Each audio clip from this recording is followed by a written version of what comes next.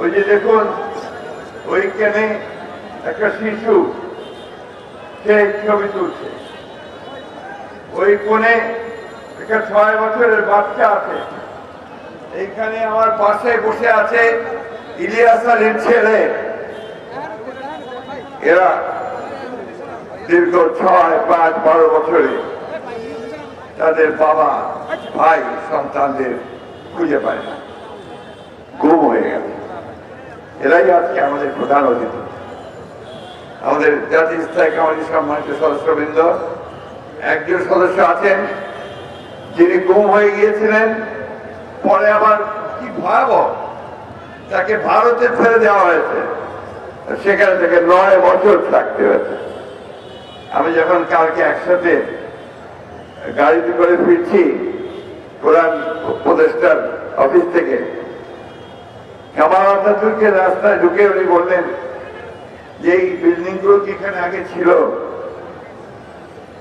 9 বছরে ওনার জীবন থেকে চলে গেছে।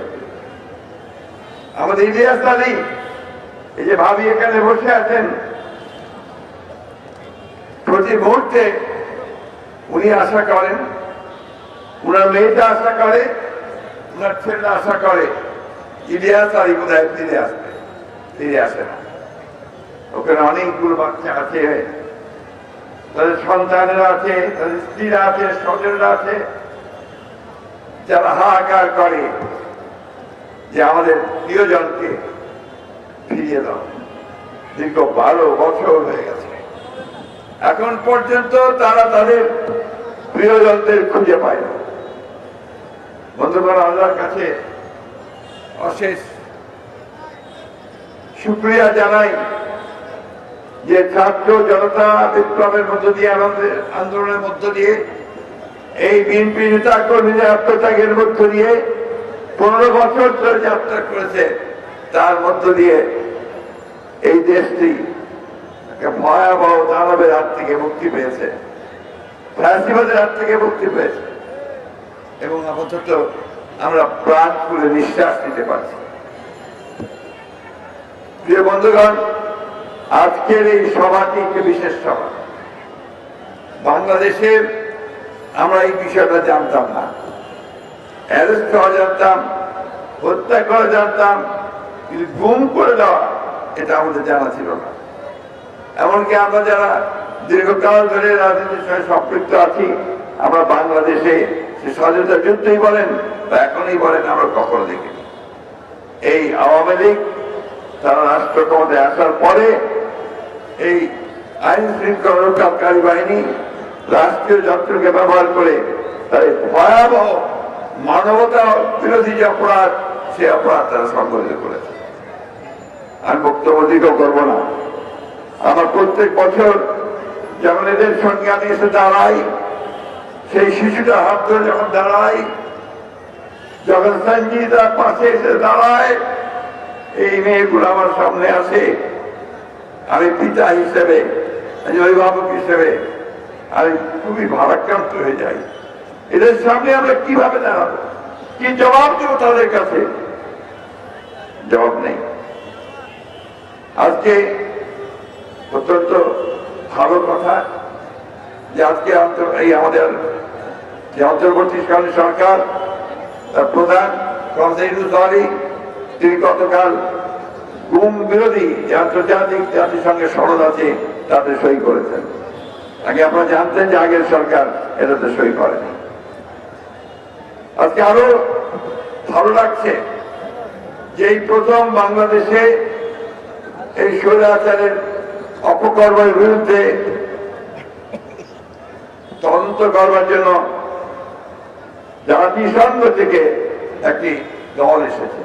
এটা প্রাথমিক দল, ফ্যাক্ট ফাইন্ডিং দল।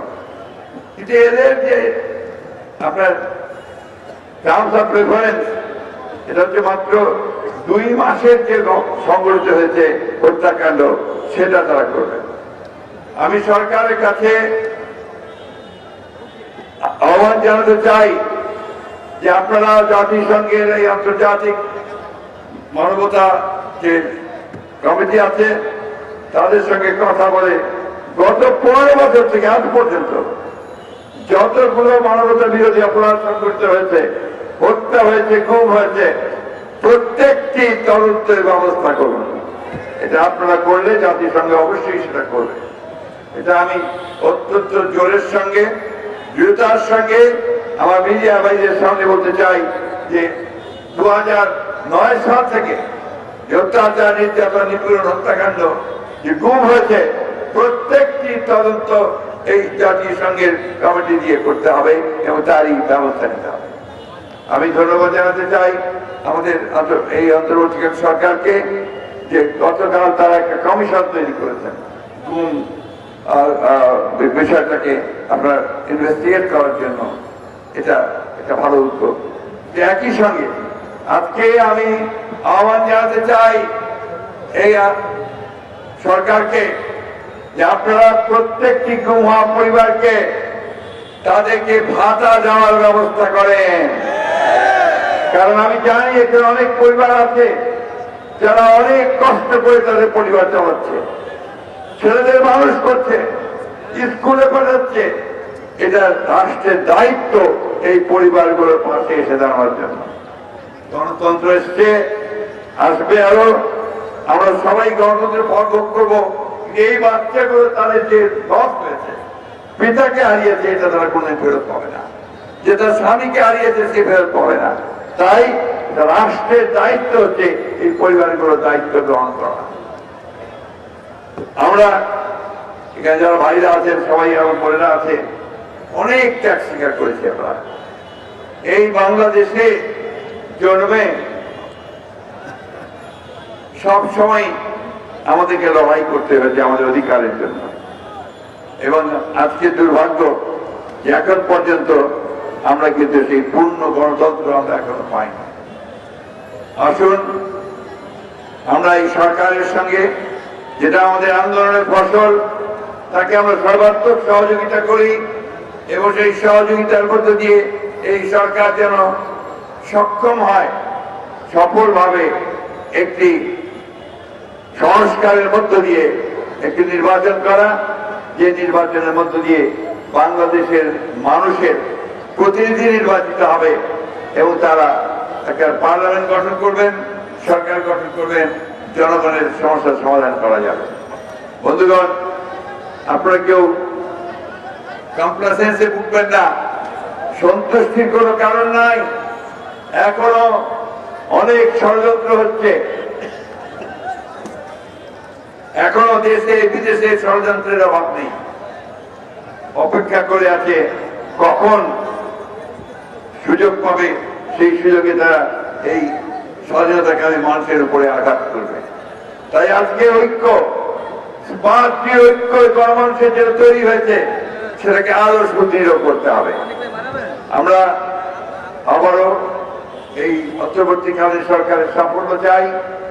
আমরা চাই যে অন্তর্বর্তীকালীন সরকার অতি দ্রুত তারা এই গণতন্ত্রে ফিরে যাওয়ার ব্যবস্থা করবেন, সংস্কারের ব্যবস্থা করবেন এবং একই সঙ্গে যে পরিবারগুলো আজকে ভুক্তভোগী তাদেরকে দেখার জন্য রাষ্ট্রীয়ভাবে ব্যবস্থা গ্রহণ করবেন। বক্তব্য দীর্ঘ করবো না। আমাদের পরিবারের সদস্যরা যারা আজকে এসছে তাদেরকে আমি আন্তরিক শুভেচ্ছা এবং ধন্যবাদ জানাতে চাই। তারা দীর্ঘদিন ধরে এই কথাটা বলছে, যখন এই বাচ্চাটা দাঁড়ায় সাফা, যখন সে বলে যে আমি আমার বাবার হাত ধরে রাস্তায় হাঁটতে চাই, ঈদের নামাজ পড়তে যেতে চাই, তখন পিতা হয়ে আমরা সেখানে সম্বরণ করতে পারি না। বন্ধুগণ, আজকে সেই অধিকার থেকে ফিরিয়ে দিতে হবে।